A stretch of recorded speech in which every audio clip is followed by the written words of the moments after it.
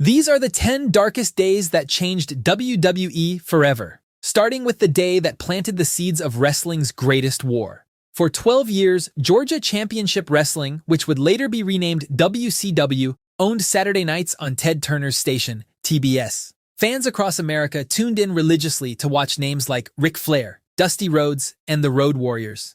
But then in 1984, Vince McMahon made his move. Behind closed doors, McMahon approached the Briscoe brothers and quietly negotiated the sale of GCW to the WWF. The deal gave Vince control of the only two major national cable wrestling contracts in America. On July 14, 1984, GCW fans tuned in expecting their weekly dose of wrestling, but instead, they got Vince McMahon standing in front of the cameras. What followed was a total disaster. Instead of the gritty wrestling show GCW fans were used to, WWF aired pre-recorded highlight packages featuring cartoonish characters that Southern wrestling fans had zero interest in. Thousands of angry letters and phone calls flooded TBS headquarters. Ratings collapsed. Fans felt betrayed, and Ted Turner responded by devaluing the time slot. He added more wrestling programming throughout the week and eventually bought Jim Crockett Promotions in 1988. Black Saturday didn't just anger Ted Turner. It declared war. And that war would define the wrestling industry for the next 2 decades. But while corporate battles were brewing, Vince was about to face a much more serious legal nightmare that almost killed his company. By the early 1990s, the WWF's golden era was crumbling. WrestleMania 3 drew over 90,000 fans. Hulk Hogan was a household name. But behind the scenes, a dark story was unfolding that threatened to destroy everything. On November 18, 1993, Vince McMahon was indicted on charges of distributing steroids to his wrestlers.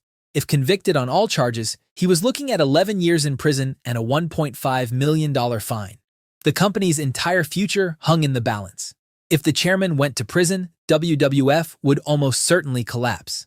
The trial became a media spectacle that painted professional wrestling as a corrupt, drug-fueled carnival. But despite damning testimony and intense public scrutiny, the jury found Vince not guilty in July 1994. He walked out of that courtroom a free man, but the damage was done. Wrestling's reputation had been dragged through the mud. It marked the beginning of the end of wrestling's superhero era, and the WWF shifted towards leaner, more athletic performers like Bret Hart and Shawn Michaels. But speaking of Bret Hart, nothing would prepare the industry for what happened in Montreal 3 years later. By late 1997, WWF was bleeding money. WCW had been dominating the Monday Night Wars, and Vince was desperate to cut costs. Bret Hart, one of his highest-paid stars, had a massive guaranteed contract that Vince claimed he could no longer afford. After months of negotiation, Bret agreed to leave for WCW, but there was a problem. He was the reigning WWF champion. Bret was willing to drop the title, just not to Shawn Michaels, and definitely not in Canada. His contract didn't expire for another 4 weeks, giving the WWF plenty of time to figure something out. Vince nodded along and told Bret that they'd find a way. But behind the scenes, McMahon was coordinating a secret plan. In a meeting with Shawn Michaels, Triple H, referee Earl Hebner, and a select few WWF officials, Vince laid out the screwjob. The match proceeded normally for over 12 minutes. But then Shawn applied the sharpshooter, and Earl Hebner immediately signaled for the bell. Bret's face went from confusion to pure rage as he realized what had happened. The fallout was catastrophic in all the right ways. The massive fan backlash forced Vince McMahon to step out from behind the commentary desk and reveal himself as the tyrannical owner of the WWF. He became Mr. McMahon, the evil billionaire boss who would do anything to maintain power. The Montreal Screwjob was a real betrayal that created the greatest wrestling villain of all time. But while Vince managed to turn the Montreal controversy into cash, there was no coming back from the tragedy that followed less than 2 years later. Owen Hart was one of the most beloved performers in wrestling. On May 23, 1999, at the Over the Edge pay-per-view, Owen was supposed to descend from the rafters while portraying his comedic Blue Blazer character. The stunt had been arranged just days before the event. But there was a critical problem. The quick-release harness Owen was wearing was designed for sailboat masts, not human beings. Owen was suspended 78 feet above the ring, waiting for his cue, when the harness suddenly released. Owen's chest struck the top rope near the turnbuckle before he crashed onto the mat. The live pay-per-view feed immediately cut away, but fans in the arena watched in confusion as EMTs rushed to the ring. Vince McMahon made the shocking decision to continue the show. Fans in the arena didn't know what happened until they left or heard it on the radio driving home. Many were furious that the show had continued, calling it disrespectful and cruel. Owen's widow, Martha Hart, was devastated and furious. She sued WWF for negligence, but money couldn't bring back her husband or repair the damage done to their two young children, who would grow up without a father. The tragedy forced the industry to finally acknowledge the real dangers wrestlers faced. Safety protocols were strengthened, but nothing would truly change until another nightmare 8 years later shook the entire wrestling business. On June 24, 2007, Chris Benoit was scheduled to face CM Punk for the vacant ECW World Championship. But when he no-showed without explanation, alarm bells went off immediately. On Monday, June 25th, police arrived at Benoit's home in Georgia. What they discovered inside was a scene of unimaginable horror. Benoit had ended the lives of his son and wife before taking his own life. The wrestling world was reeling, and everyone wanted answers about what drove a respected veteran to commit such horrific acts. Those answers came months later when doctors examined Benoit's brain. At just 40 years old, Chris Benoit had the brain of an 85-year-old man suffering from severe Alzheimer's disease. Decades of chair shots to the head and unprotected concussions had literally destroyed his mind. WWE faced intense scrutiny over their wellness policy and concussion protocols. Critics accused Vince of running a company that pushed performers beyond their physical limits. The steroid issue resurfaced again, but beyond the legal and PR nightmare, the Benoit tragedy fundamentally changed how wrestling operated. WWE banned chair shots to the head completely. Concussion testing became mandatory. The industry finally confronted the dark reality that the punishment these performers absorbed wasn't just entertainment, it had lethal consequences. But if the Benoit tragedy exposed wrestling's physical toll, the decision WWE made less than a year later would reshape the company's entire identity. For over a decade, WWE had been known for edgy and controversial entertainment, but by 2008, the landscape had changed dramatically. The Chris Benoit incident had put the company under a microscope. Sponsors were nervous about associating with WWE's scandalous product, and Linda McMahon was preparing to run for the United States Senate, which meant the company needed to clean up its image fast. On July 22, 2008, WWE officially announced that all of its programming would transition to a TVPG rating. The days of blood, chair shots to the head, and edgy storylines were over. Wrestling was going family-friendly. The 2008 SummerSlam pay-per-view became the first major show held under the new guidelines.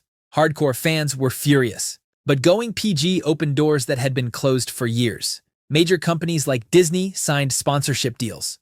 Toy manufacturers like Mattel invested hundreds of millions into WWE action figures marketed directly to children. Celebrities like Hugh Jackman started showing up on shows. WWE stopped being a niche form of entertainment and became mainstream. Still, the transition was painful for longtime fans who felt betrayed. For years, WWE had told them that attitude and rebellion were what mattered. But then, overnight, those same values were repackaged as hustle, loyalty, and respect.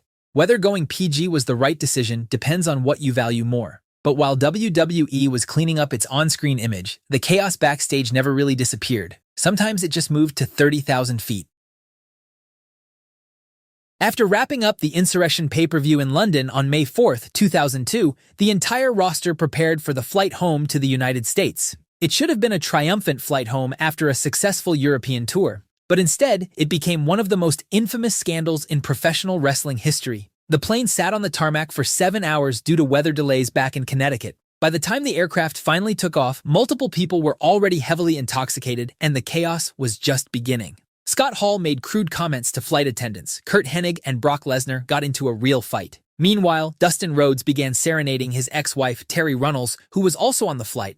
In another section of the plane, road agent Michael Hayes punched JBL.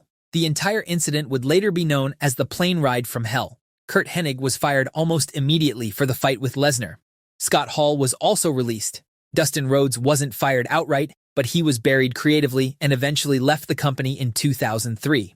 WWE eventually posted a public statement addressing the incident, promising it would never happen again. They implemented stricter travel policies and behavior standards for talent. But just years later, another international trip would turn into a nightmare.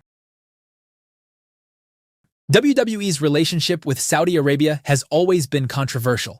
On October 31, 2019, the company presented Crown Jewel from Riyadh, featuring names like Brock Lesnar, Braun Strowman, and Tyson Fury. Even though most fans hated the show, from a revenue perspective, it was a success. But then came time to leave. Nearly 200 wrestlers, staff members, and crew boarded their chartered flight, ready for the long journey back to the United States.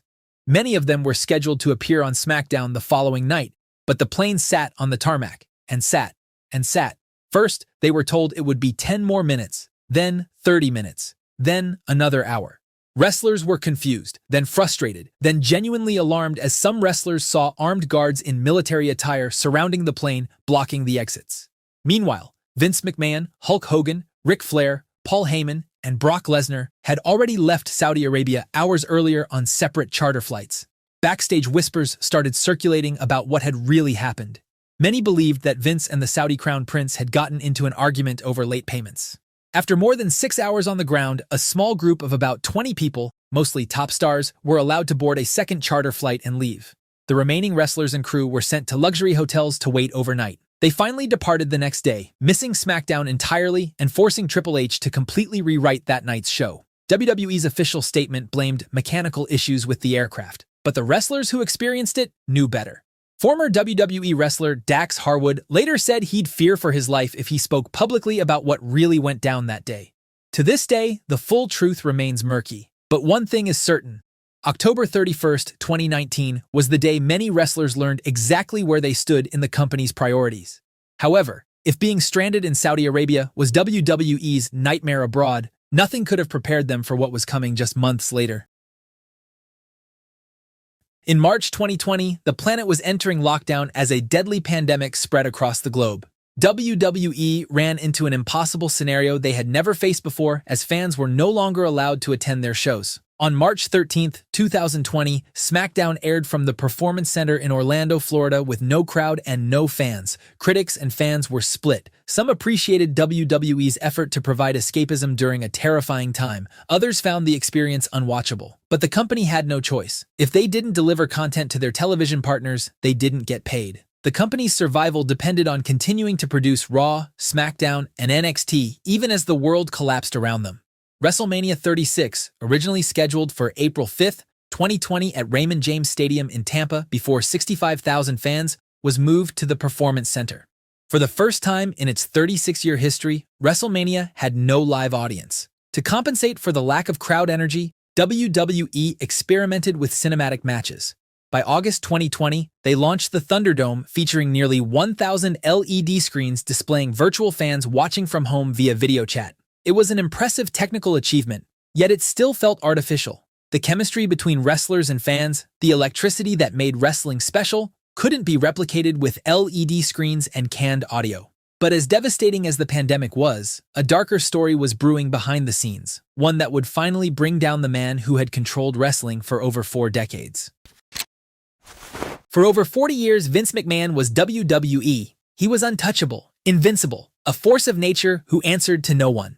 But in June 2022, the Wall Street Journal broke a story that sent shockwaves through the wrestling world. Vince McMahon had secretly paid over $12 million to 4 different women over a 16-year period to cover up allegations of inappropriate relationships. The WWE Board of Directors, which included his own daughter Stephanie and son-in-law Triple H, launched an internal investigation. On July 22, 2022, Vince McMahon announced he was stepping down as CEO and chairman of WWE. Triple H took over creative control of WWE. But Vince wasn't done yet. In January 2023, he staged a boardroom coup, forcing his way back onto WWE's board of directors and positioning himself to negotiate the sale of the company. Despite the scandals, despite the investigation, despite everything, Vince still wielded enough power to take control when he wanted it. But then came January 2024. Former WWE employee Janelle Grant filed a federal lawsuit with allegations so disturbing they made the previous scandals look tame by comparison. Grant also claimed WWE forced her to sign a non-disclosure agreement and paid her hush money, which she said Vince later stopped paying, prompting the lawsuit. The fallout was immediate and catastrophic. On January 26, 2024, Vince McMahon resigned from TKO, and this time there was no coming back. The company that had been synonymous with Vince McMahon for over 40 years was now pretending he'd never existed, the same way they'd erased Chris Benoit years earlier. But 2 decades before Vince stepped down from power, he gave us the greatest era in WWE history. And if you want to relive the peak of WWE in its entirety, check out this video next.